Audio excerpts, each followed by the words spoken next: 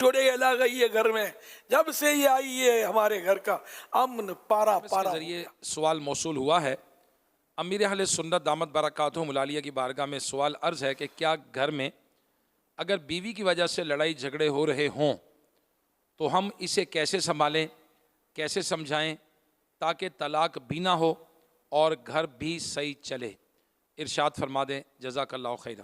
اس کے اسباب پر غور کریں کہ ایسا کیوں ہو رہا ہے کہ بیوی کی وجہ سے ہی جھگڑے ہو رہے ہیں، کیونکہ اب تک تو یہ سنا تھا کہ تالی دو ہاتھ سے بچتی ہے، ایک ہاتھ سے تالی دیکھو بچتی ہی نہیں ہے، بچتی دو ہاتھ سے، ٹھیک ہے نا؟ تو خالی بیوی جھگڑے کرتی ہے، دیوار سے جھگڑے کرے گی، سمجھے چولہے سے جھگڑے کری، کیسے جھگڑے کرتی ہے؟ آخر کسی فرد سے ہی کرتی ہوگی۔ اس فرد کی ریپلائی کا انداز کیا ہے؟ اگر فرد کی ریپلائی کا انداز سامنے آ جائے گا نا تو شاید آپ اس کی بنیاد تک پہنچنے میں کامیاب اور اس کی بنیاد اکھیڑنے میں کامیاب ہو سکیں گے۔ تو ایک یعنی کہ فرد سے جھگڑا نہیں ہوتا، ایک فرد کسی سے جھگڑا نہیں کرتا۔ تھوڑا ٹھیک ہے، بعض تیز ہوتے ہیں، اڑیل ہوتے ہیں، ضدی ہوتے ہیں، وہ الگ بات ہے، لیکن دوسرا بھی ایک اگر 100 ہے تو دوسرا بھی نہیں تو 50 تو ہوگا، تو یوں مطلب یعنی تھوڑا بہت حساب کتاب ہو جاتا ہے۔ تو اگر دونوں تھوڑا تھوڑا جھکے نا، ان کو مل کے سمجھائے، اگر ہم سمجھاتے بھی نا جاریانہ انداز آ گئی ہے گھر میں، جب سے یہ آئی ہے ہمارے گھر کا امن پارا پارا، اس کو پتا چلے گا کہ یہ مجھے چڑیل بولتے ہیں تو یہ پھر چڑیل نہیں بھوتنی بن کے دکھائے گی، ایک بات ہے، اور جو فساد کرے گی تو پھر نانی یاد کرا دے گی۔ اگر واقعی وہ اگر کوئی غسیلی اور ہوئی اس طرح کی تو اس طرح میں نے ہمارے یہاں گھروں میں اس طرح کے میں نے ماحول کی معمولی سے عکاسی کی ہے، اسی طرح کے تقریباً ماحول ہوتے ہیں۔ تو اس طرح مطلب وہ خالی بیوی کو نہیں سمجھانا ہے، وہ سب کو سمجھانا ہے، اور خود بھی سمجھنا ہے کہ میں کس طرح اس کو ڈیل کر رہا ہوں۔ جارحانہ انداز سے مسائل عام طور پہ حل نہیں ہوتے، حکیمانہ انداز ہو، مشفقانہ انداز ہو تو بعض اوقات مسائل ایسے واہ واہ مکہ مدینہ ہو جاتے ہیں۔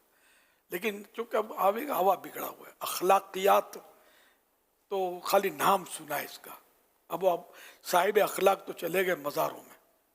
اب زمانے میں ہم جیسے لوگ رہ گئے جو خالی باتوں کے بڑے پکاتے ہیں، اور جب پھرکڑی گھومتی ہے تو پھر ہٹ جاؤ، جو کرنا ہوتا کر گزرتے ہیں۔ اللہ پاک ہم کو اس نے اخلاق کی دولت عطا فرمائے۔ اگر پھر بھی کوئی بیوی ایسی ہے کہ واقعی وہ اس طرح کی حرکتیں کرتی ہے تو اس کو بھی ایسا نہیں کرنا چاہیے کہ اس طرح دل آزاری ہوتی ہے، بلکہ اگر کوئی بات ایسی اس کے ساتھ پیش آتی ہے جس کی وجہ سے یہ گھومتی ہے، اس کی وہ جھگڑے ہو جاتے ہیں، تو پھر بھی اپنے آپ کو کنٹرول کرے، اس پر غور کرے کہ میرے غصے کی وجہ سے کتنے گناہ ہو جاتے ہیں۔ غالباً حسن بصری رحمۃ اللہ علیہ کا ارشاد ہے کہ غصے میں کتنا اچھلتا ہے، اب کی اچھال تجھے کہیں جہنم میں نہ ڈال دے۔ تو واقعی غصے میں منہ توڑ دوں گا، سر پھوڑ دوں گا، مجھے کیا سمجھا ہے، اس طرح کی مطلب جو باتیں کرتے ہیں نا، تو کبھی ان کو سوا شیر ٹکر جاتا ہے نا، مہنگا پڑ جاتا ہے۔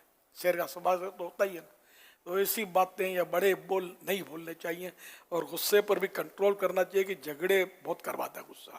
جیل کے سریوں کے پیچھے عام طور پہ یہ خر دماغ لوگ ہوتے ہیں کہ پھر غصہ کرتے ہیں، کچھ کرتے ہیں تو پھر پولیس اٹھاتی ہے ان کا غصہ، ان کو مہنگا پڑ جاتا ہے، صحیح کہا، دنیا میں بھی اور آخرت میں بھی۔ تو غصہ، اس طرح کے غصے جو ہیں یہ بہت مہنگے پڑتے ہیں۔ کس طرح کہ جیسے جس کا غصہ کسی گناہ کے بعد ہی ٹھنڈا ہوتا ہو، تو ایسوں کے لیے ایک الگ دروازہ ہے جہنم کا، جس سے وہ گزر کر جہنم میں جائے گا۔ اللہ پاک ہم کو اس بے جا غصے سے، اس کی نحوستوں سے محفوظ رکھے۔ صلو علی الحبیب صلی اللہ علیہ وسلم۔